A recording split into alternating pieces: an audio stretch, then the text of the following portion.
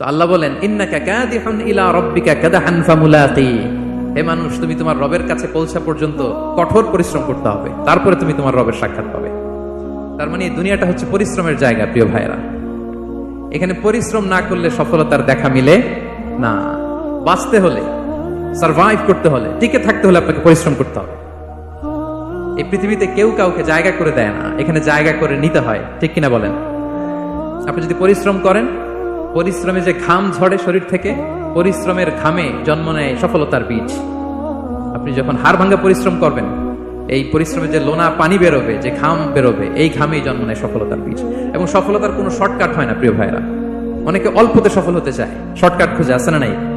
না, সফলতার জন্য আপনাকে লং কাটে যেতে হবে। ওখানে কোনো লিফট থাকে না, সিঁড়ি বেয়ে উঠতে হয়।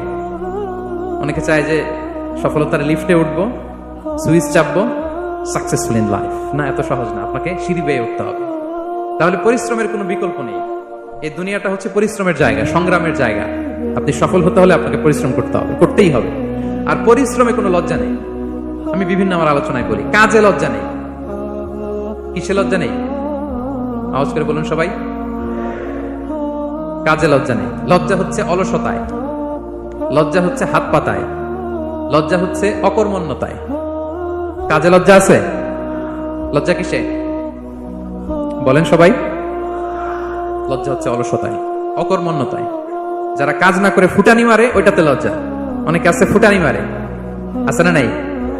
কাজ করে না, সব ফুটানি, এই ফুটানিতে লজ্জা। কিন্তু পরিশ্রমে কোনো লজ্জা নেই।